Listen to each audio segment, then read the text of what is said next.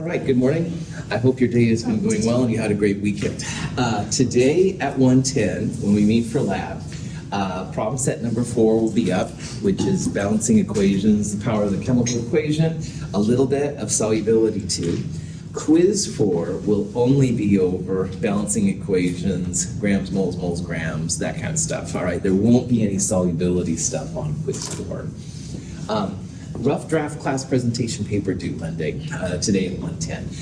If you don't have it ready, it's not the end of the world. It's like a lab that you turn in late, all right, which is 1 point a day. So you turn it in by the end of the day tomorrow, it's just 1 point off.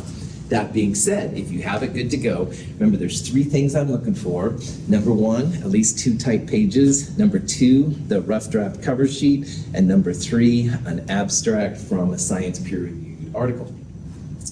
You'll turn in potassium chlorate lab from last week, and we'll start the net ionics lab, which is a lab where you mix some chemicals together, and we will use solubility there and what we're talking about now to see what's going on. I do have one small correction to next week. If you look at the syllabus for next week, it says that next week there's a take-home quiz. And after thinking about it, I'm not really sure why I put that in there. So ignore anything about next week's take-home quiz. It's just going to be a regular in-class quiz. It'll be over Chapter 4, Part 2 only. So this kind of stuff, as well as solutions, jazz like that. Questions on any of it? So we left off on Friday talking about a reaction between magnesium and hydrochloric acid making hydrogen gas and magnesium chloride, all right? And let's say that David really wants to see this reaction, so I bring him into lab. I've got the magnesium, but oh man, forgot to order the hydrochloric acid. Well, if you analyze this reaction, all right, things that are aqueous break up into cations and anions. You don't break up solids, you don't break up gases. If there happens to be a liquid, don't break that up either. But AQ things you can break up. So you can see what happened here. HCl broke up into 2H plus and 2Cl minus because these things are usually strong electrolytes, which we talked about on Friday, so they break up 100%. Same thing for magnesium chloride. It breaks up into magnesium and chloride ions. So when you look at this new equation showing the total ions of the solution, lo and behold, chloride appears on both sides. Chloride's what we call a spectator ion. It doesn't affect the overall reaction. It kind of sits on the side. It's the magnesium and the acid, H plus, reacting to make H2 and magnesium ions. That's the action of the reaction, the exciting part for chemists. So if you know that chloride is a spectator ion, you can replace chloride with something else. So I felt bad that I couldn't show him this reaction because I didn't have any HCl. Whoa, maybe I have HNO3, nitric acid. The nitrates would be spectators then, no big deal. Or maybe we have like hydrobromic acid or something like that. As long as you replace the spectator ions with something else, you can get away. So in chemistry, this is super helpful because inevitably you haven't ordered all the right pieces.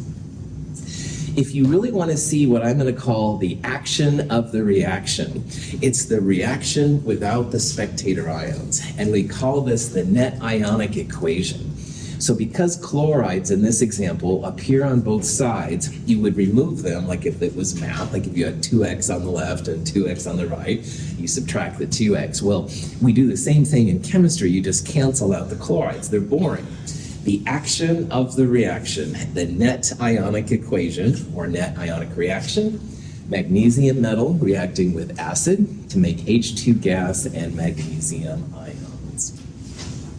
So if you do a net ionic analysis, all right, you can see what the spectators are. You can only break up AQ things. You can't break up solids, liquids, or gases, all right? And when you analyze it, if you have anything that appears on both sides, pull it out. Those are called spectator ions. They're boring chemically, all right? They just sit on the side. So the net ionic reaction literally shows the parts that are changing. It's not the chloride here. Chloride's just kind of sitting around. Any questions on that? Okay. There's a handout in the companion on net ionic reactions that might be helpful. It goes over magnesium type in a little bit more detail. And we'll see some examples too. A solution of lead nitrate is added to a solution of potassium chromate. A yellow precipitate of lead chromate forms, leaving potassium nitrate in solution. The potassium and nitrate ions do not take an active part in the reaction. When you see this reaction happens, which is potassium chromate and lead nitrate, lead-2 nitrate reacting, the yellow solid that appears is the exciting part, all right? That's like, ooh, wow, cool, all right? Well, if you analyze this reaction, you can break up anything that's aqueous. So you break up this, you break up this, you break up this, but you don't break up solids, liquids, gases. Keep those together, all right? So you can quickly begin to see like K is part of an AQ there and K is part of an AQ there. That's going to be a spectator ion. And likewise, nitrate is part of AQ here. Nitrate is part of AQ there. So this reaction has two spectator ions. Both potassium and nitrate are chemically kind of boring here. They're important for keeping the neutrality of the solution, but they don't participate in the cool parts, making a solid. So in this reaction, lead-2 plus and chromate, making lead-2 chromate, is the fun part. Notice how the solid also tells you what not to get rid of. All right, so lead chromate here, lead-2 chromate, you're going to need a lead-2 ion and a chromate ion to make things happen. Yeah. How would you analyze which chemicals or spectators, or is it just the ones that you would assume they don't react with anything? So if you have a reaction like this, break up the AQ parts, all right? So what is this going to break up into, Ben?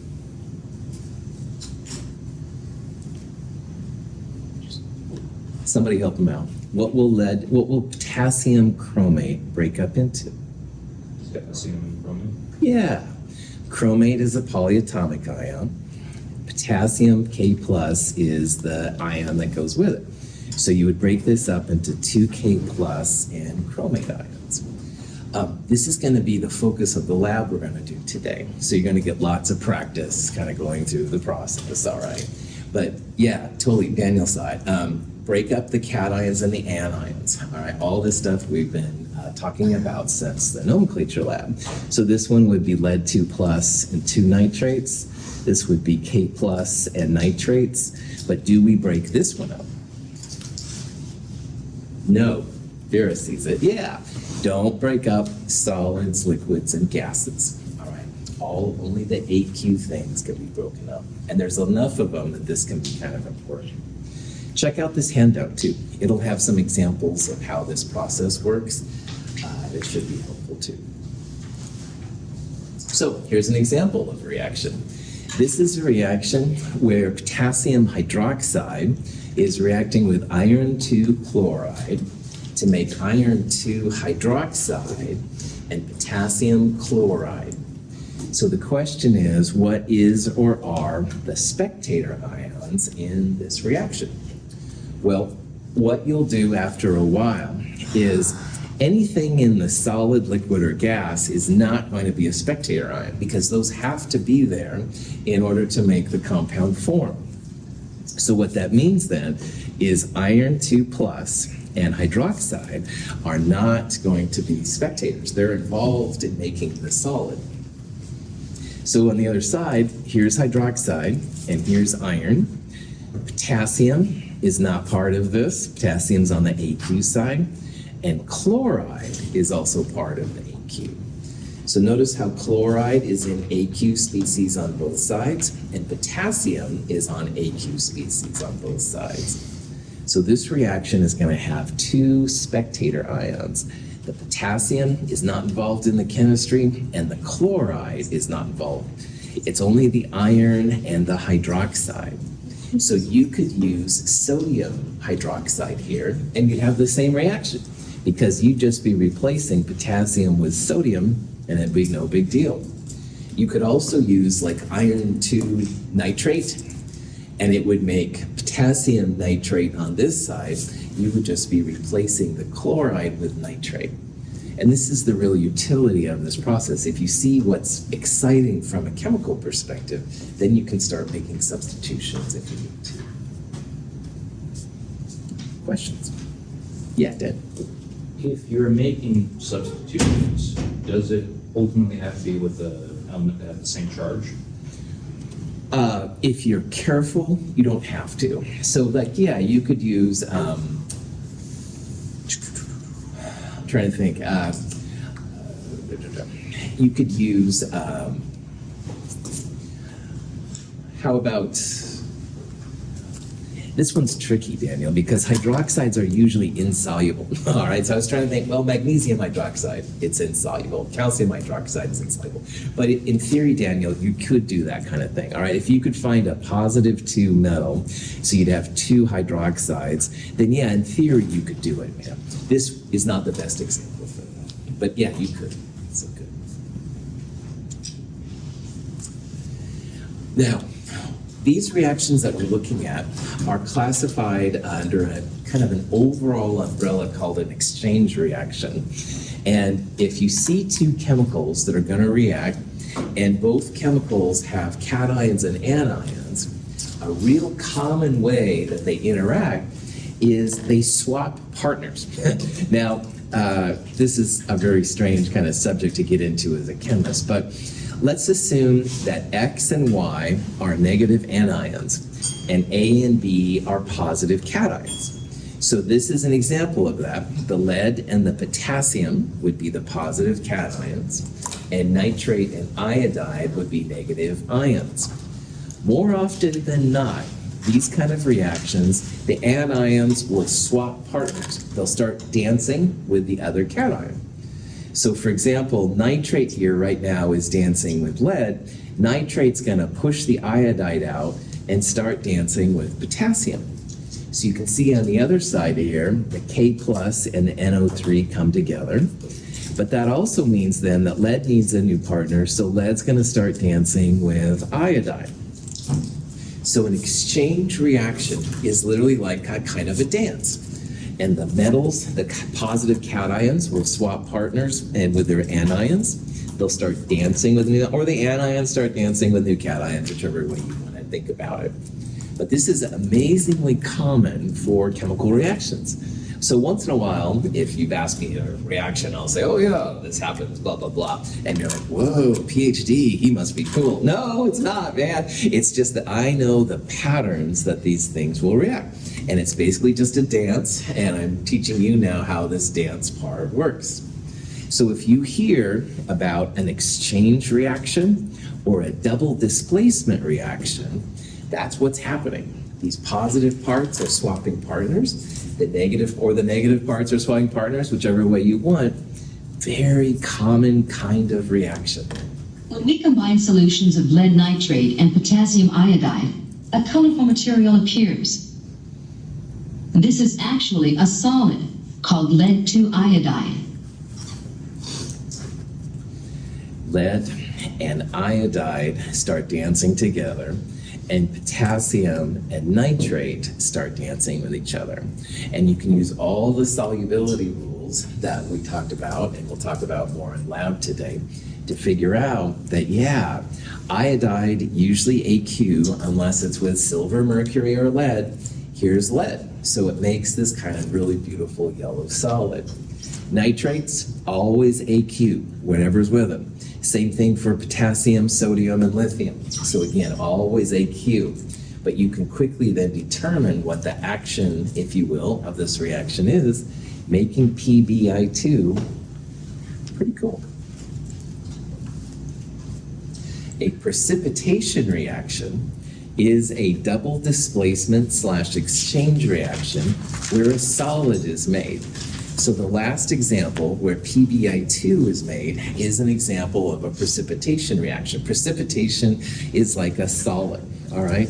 And when it comes to all the reactions known, if you can make a solid, that's like a driving force, a reason why the reaction occurs. We'll start talking more about energy in the next chapter. But anyway, this is another example of a precipitation reaction. It's an exchange reaction, so the irons and the sodiums are trading places here.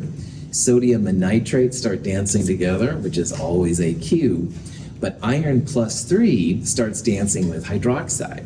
And like I was babbling to Daniel earlier, usually hydroxides are pretty insoluble unless they're with sodium, potassium, lithium, these kind of things.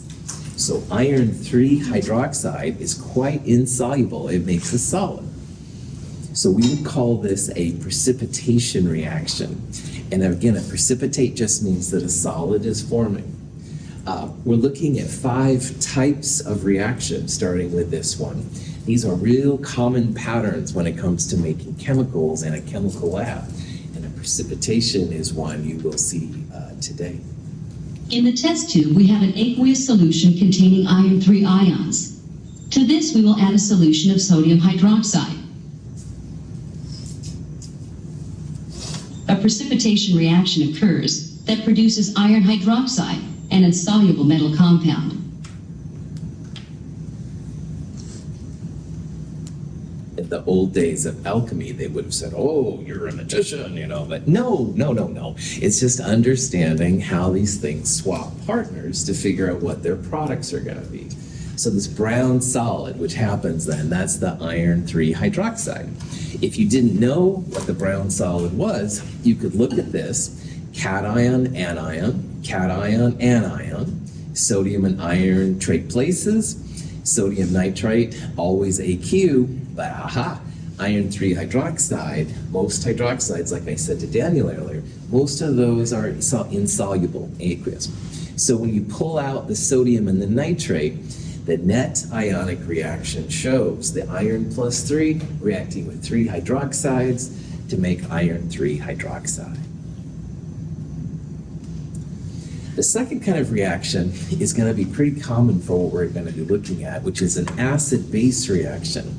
Now, this is another example of an exchange reaction where the acid and the base are the cations and anions.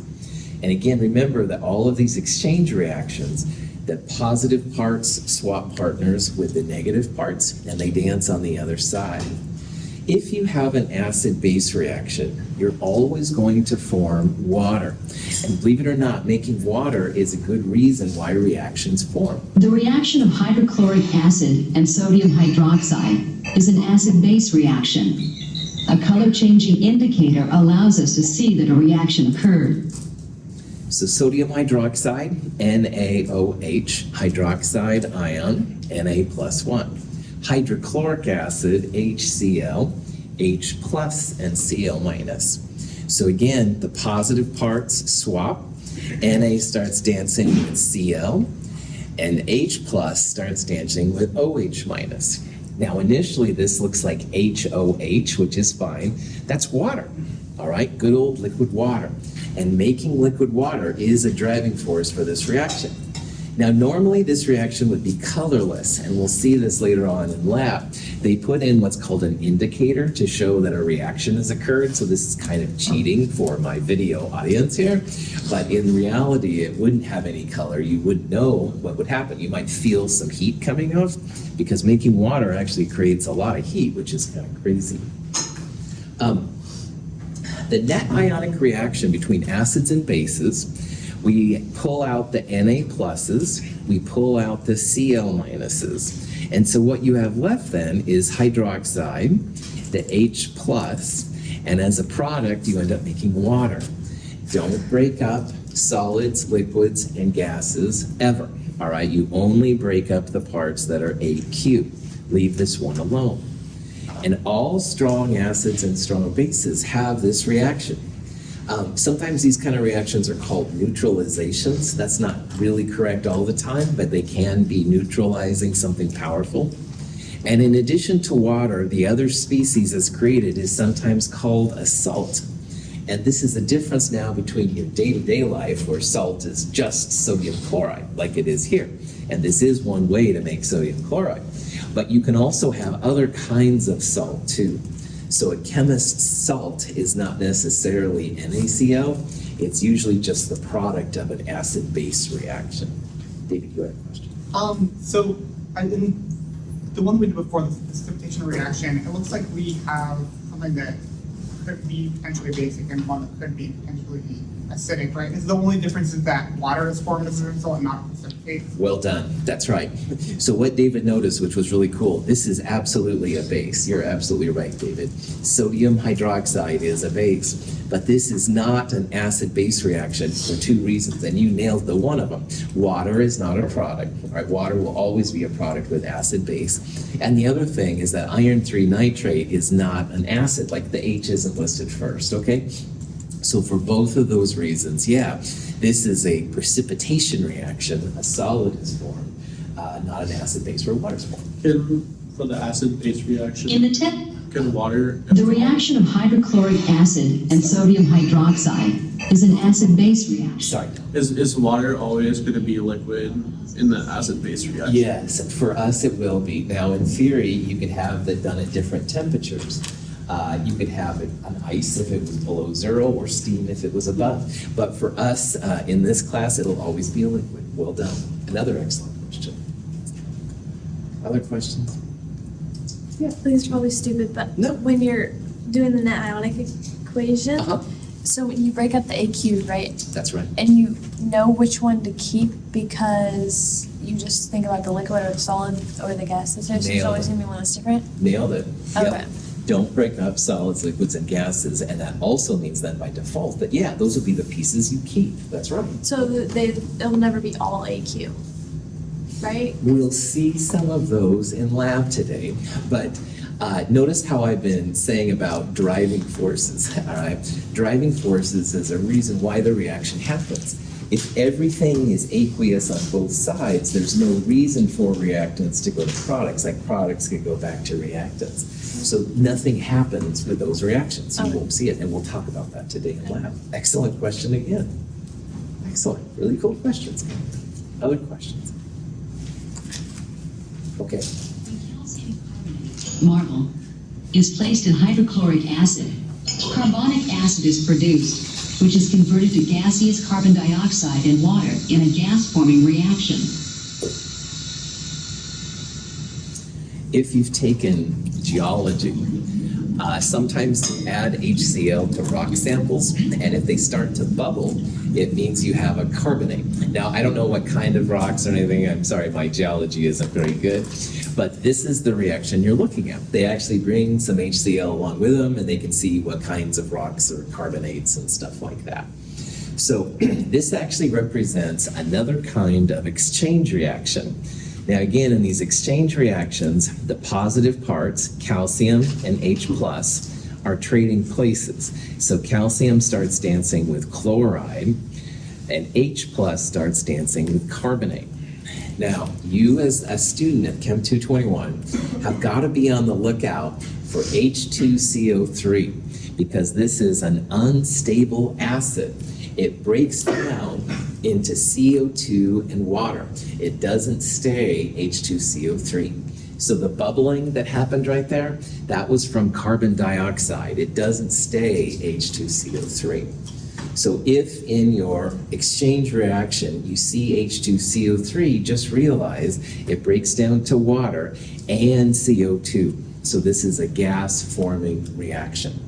Now, David brought up earlier that he saw the acid-base reaction, it creates water, and that's right.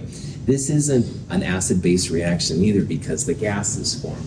So it's a little different kind of reaction here that's happening. Another one to look out for is ammonium hydroxide. And if you see ammonium hydroxide being made, it'll end up making another gas, ammonia plus water. So be on the lookout for these as you make them. Yeah, So did you say we can't break up solids? correct.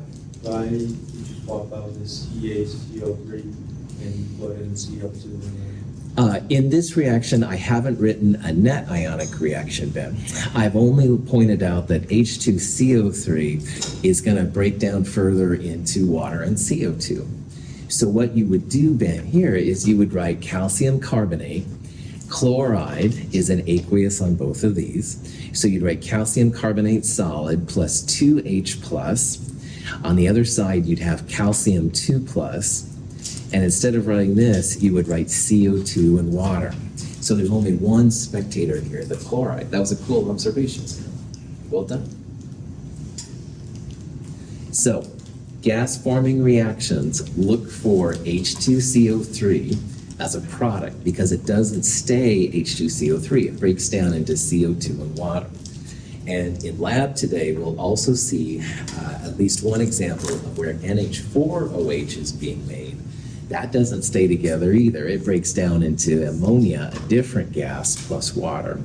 But again, notice how water being created, that's a driving force. That's a reason why a lot of chemistry happens, which is kind of crazy. Other questions? Okay, so there are three types of exchange reactions where the cations trade places with their anions. Precipitation, a solid forms. Acid-base reaction, where you have an acid and base and water's formed. And now gas-forming reactions, which is where you're going to make either H2CO3 or sometimes NH4OH. Those both break down. Water is a product. CO2 comes out of H2CO3, and ammonia comes out of NH4OH. So this is an example of a question you might see. It says, which equation represents the net ionic equation for magnesium carbonate with nitric acid? All right.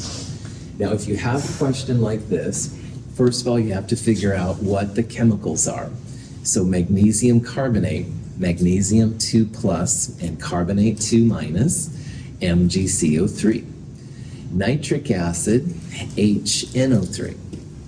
Now, if you look up what the state of magnesium carbonate is a solid. So they put a little S next to it. If you look on that sheet, carbonate is usually insoluble, which means put an S next to it. HNO3, though, is aqueous. These are going to swap. The H and the Mg will trade places.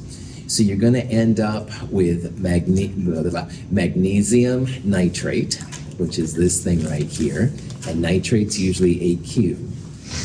But H plus, when it makes with CO3, becomes H2CO3, and that's an unstable acid.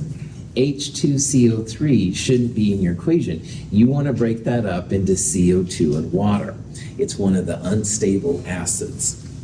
So this reaction right here represents the balanced molecular equation, all right?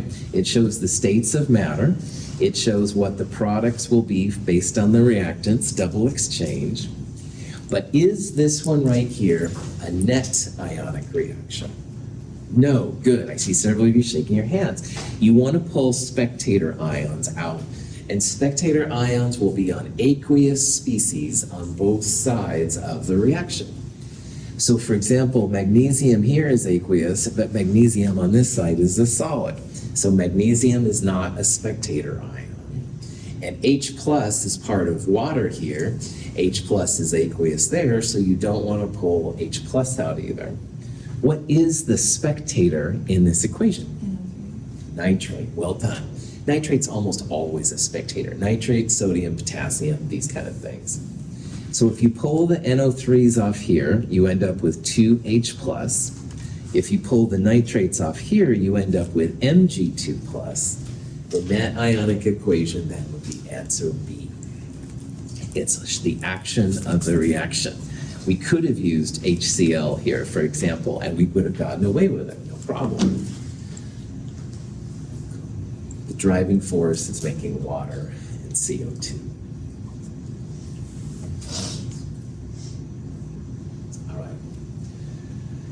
Burn, burn, burn. Yes, chemists like to burn things and stuff like that. We've seen this reaction type already. It's called a combustion reaction, and we use it a lot in, we talked about organic chemicals. In reality, most chemicals can be burned. The thing we'll look at mostly is when we're burning things containing carbon and hydrogen and sometimes oxygen. If you have a combustion reaction, these are really high temperatures. So back to Donovan's question, if you had water in one of these reactions, it'll probably be a gas. It's not super critical, but just realize that these are usually in the place where water is going to be a gas. Now, if you have a combustion reaction, it's almost always for us something organic, which means it's going to have carbon and hydrogen at the very least, sometimes oxygen, even sometimes nitrogen. and you're going to burn it with oxygen, an O2. It's a diatomic.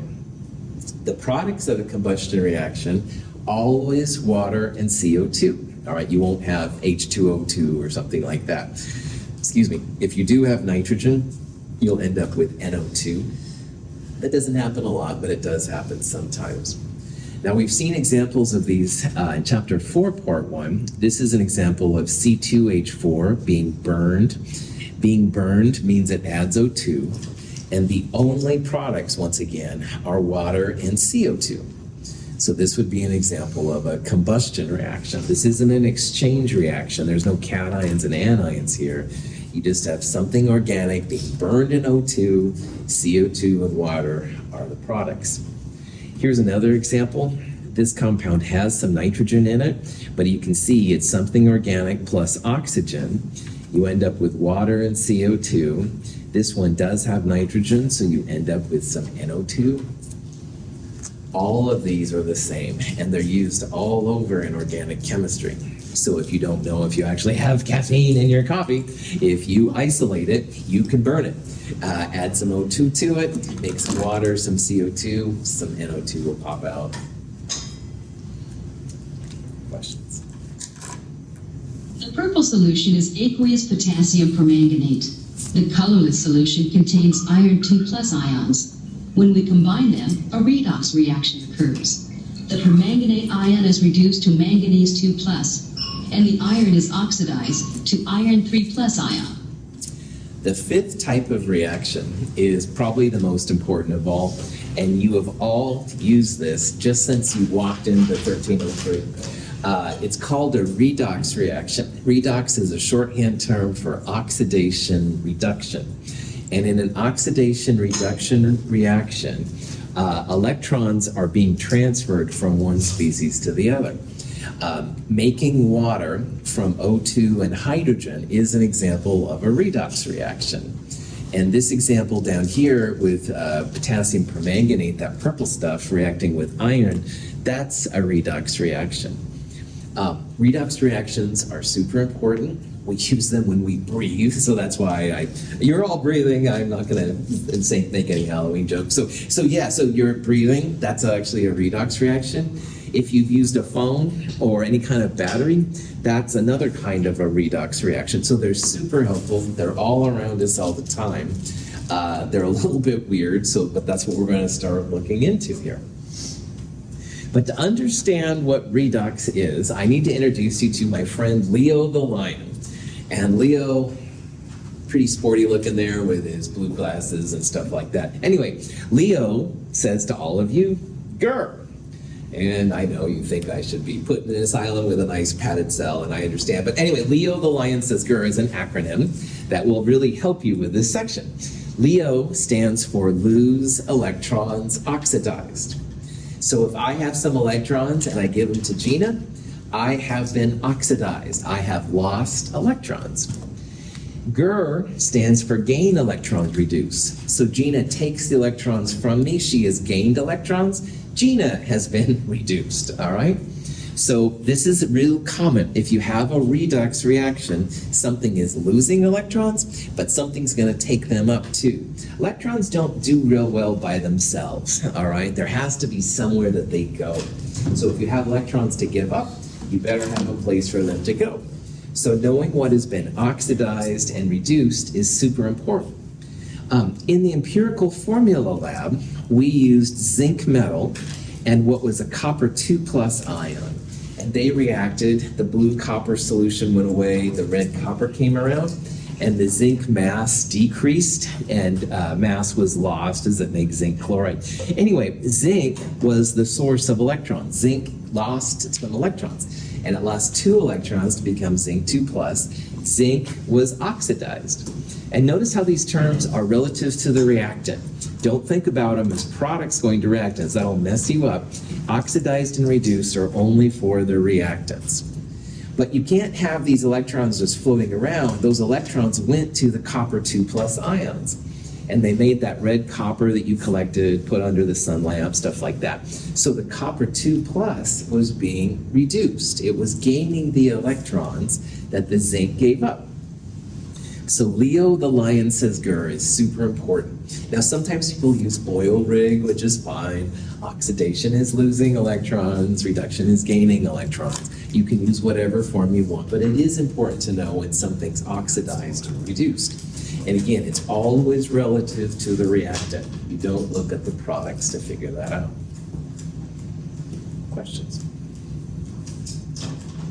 When a piece of copper metal is placed in a solution containing silver ions, solid silver crystallizes on the copper. While the silver crystals grow, copper ions are also released into solution, giving the solution a blue color. In this solution, in this example, they use silver nitrate, which was the solution that if you put on your fingers, it could turn them brown. Anyway, silver nitrate on a piece of copper metal. And what happens is the silver metal starts growing right on the copper interface. And if you look carefully, the solution is kind of a blue color. That blue color is indicative of a copper 2+. So in this redox reaction, copper is giving up its electrons. Notice that on the product side, to the right of the arrow, copper is now more positive. It has lost electrons. So the copper has been oxidized. But if something's been oxidized, you have to have something accepting the electrons.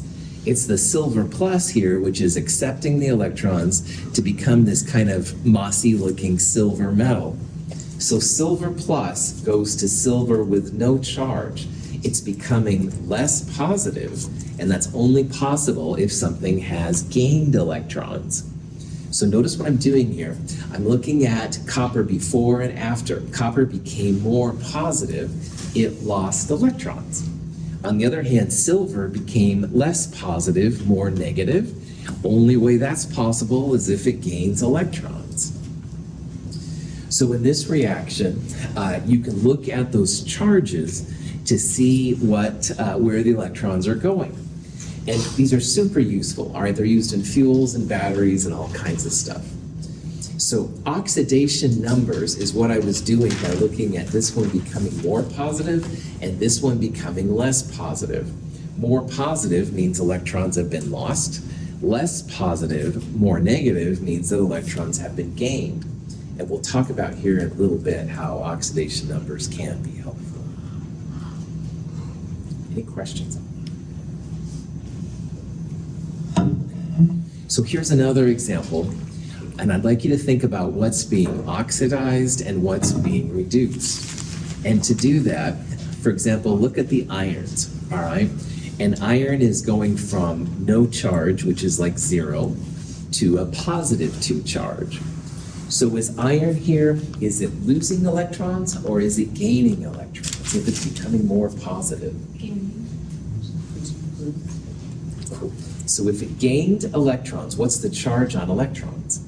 Negative. Negative, yeah. So if you gave me a bunch of electrons, I'd be really negative. Oh, the world's gonna be stuff like that. No, seriously, the electrons become more negative, all right? So if you gain electrons, it's gonna become more negative. So if this iron would have become an iron -2, which believe it or not is something that happens, although rarely, that would be an example of iron gaining electrons. Iron has, if you look on the periodic table, iron's number 26. So this iron has 26 protons and 26 electrons. Over here, iron still has 26 protons. That hasn't changed.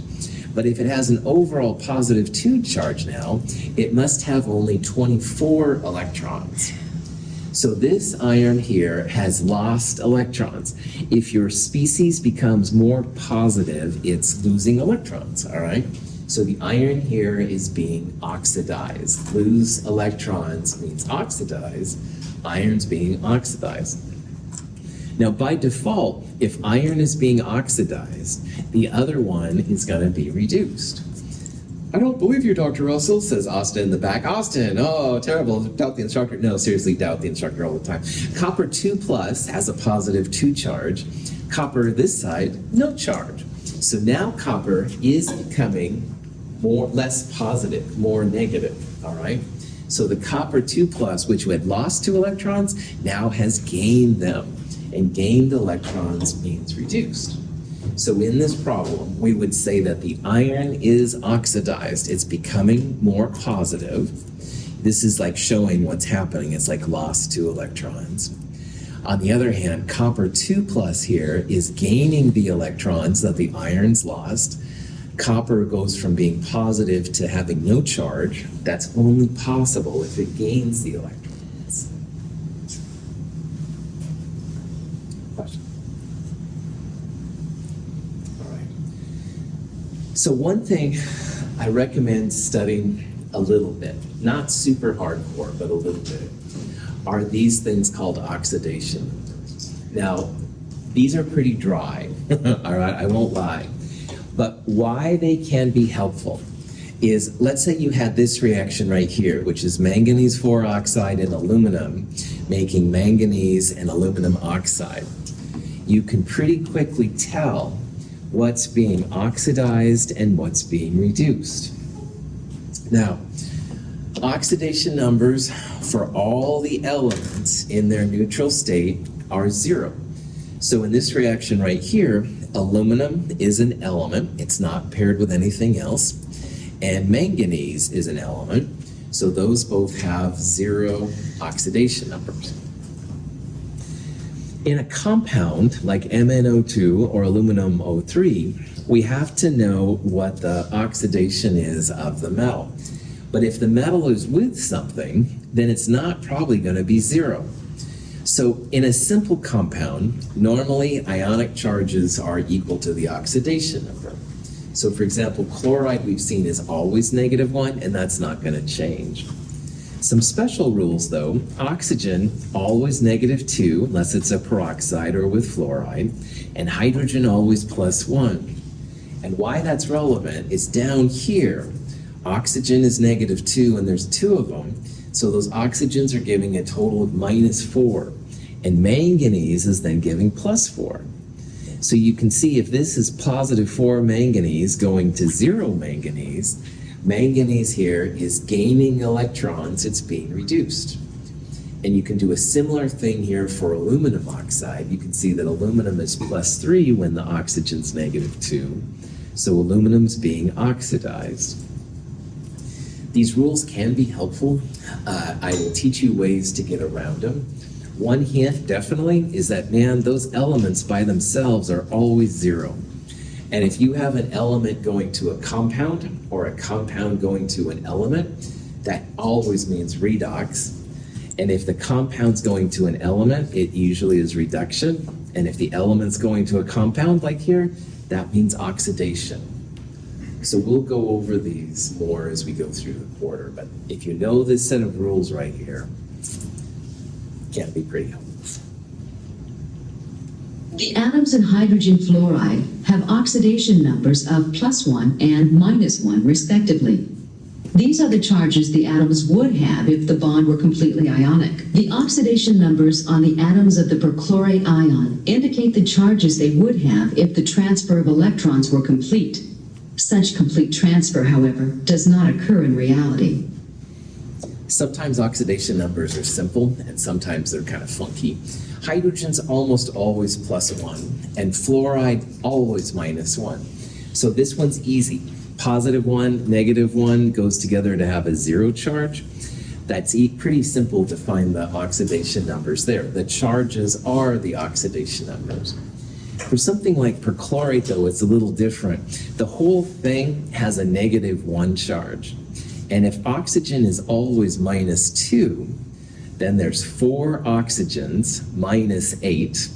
So -8 from the oxygens plus whatever the chlorine is going to equal the charge on the whole species, which is -1. So the only way you can have chlorine then is if it's a +7 oxidation number. Now, oxidation numbers are not charges. This isn't a +7 chlorine. But when you want to find out where the electrons are coming to and going from, knowing that chlorine here is +7, i.e. less into electrons than oxygen, can be helpful for figuring out how these things work out. Now, as if it wasn't crazy enough, this is an example of a reaction between aluminum metal and copper 2+ ions. And when this happens, you end up making aluminum 3+ and copper metal. And if you look at just the aluminum, aluminum here is losing electrons. It's being oxidized. Now, please remember that I am just the messenger. I am not the person that created these rules.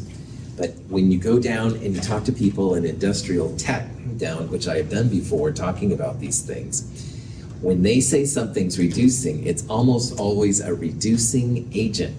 And it's an agent that allows something else to be reduced. So it's really important here that you understand something that's oxidized is also known as a reducing agent. And I absolutely hate this, but again, I have no control over this. This is just something that's been built up over time. When scientists think about it, they think about oxidized, reduced. But for whatever reason, all the things, when you're actually putting the batteries together, building things for cars, they use reducing agents, and a reducing agent is the same as an oxidized part. Likewise, an oxidizing agent is something that's reduced. Same thing. Oxidizing agent is something that allows something else to be oxidized. Well, it's being reduced. So the copper 2+ here is gaining electrons. It's reduced. It's the oxidizing agent. It's allowing the aluminum to be oxidized. And I have no idea why these rules started. I really don't. I'm sorry. But just FYI, reduced equals oxidizing agent, and oxidizing agent equals reduced. So these redox reactions are all over the place, and that's why there's all these different forms that have been built up. Nitrogen monoxide is a colorless gas, which we can observe when we bubble it through water. When it contacts air, and therefore oxygen, an oxidation-reduction reaction quickly converts it to nitrogen dioxide, a visible brown gas. When heated iron comes in contact with gaseous chlorine, a reaction immediately takes place, forming a dark brown solid, iron 3 chloride. This oxidation-reduction reaction involves a transfer of electrons from atoms of iron metal to atoms of chlorine, a halogen. These redox reactions are literally everywhere, all right? It can be with nonmetals and nonmetals, it can be with metals and nonmetals, lots and lots of different kinds of applications. But don't forget everything that you've learned so far. So we've seen so far that metals usually like to give up their electrons, and nonmetals usually like to take the electrons. So in this kind of example, iron is a metal. It's going to want to get rid of its electrons, which means it wants to oxidize. But remember, oxidized and reducing agent are the same thing. So iron, like most metals, wants to get rid of some electrons. And chlorine, a non-metal, all right, usually wants to take the electrons. It wants to gain electrons, become reduced. But for whatever reason, reduced and oxidizing agent are the same thing. Over here, oxygen is really good at taking electrons. It's only inferior to taking electrons to fluorine, as we're going to see. So usually oxygen wants electrons more than anything else. So nitrogen, bromine, anything like that, oxygen's usually superior, except for with fluorine. So if you have to guess, oxygen almost always is going to steal electrons. It's going to be reduced. It's the oxidizing agent. And then whatever is left, that'll be the part then that gets oxidized. In this case, it's NO to NO2. Questions on that? All right. With the time I have left, I want to introduce something you will see on the little containers of chemicals we're going to use today. And it's a way to describe the strength of a solution. So when chemists talk about concentration, it usually means how much solute you have for so much volume. So concentration for chemists almost always means molarity. And molarity gets the symbol capital M. And molarity is moles of solute over liters of solution. So if you see something that says 3.6 M, that means 3.6 moles of whatever you're looking at per liter, all right?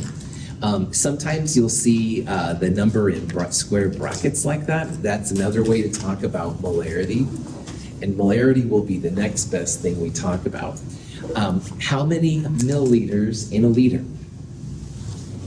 1,000. Good. We're going to use that a lot on this section coming up. So remember, 1,000 milliliters per liter. Any questions? All right. I'll see you all at 1:10 today. We'll talk about molarity more on Wednesday. Have a good day.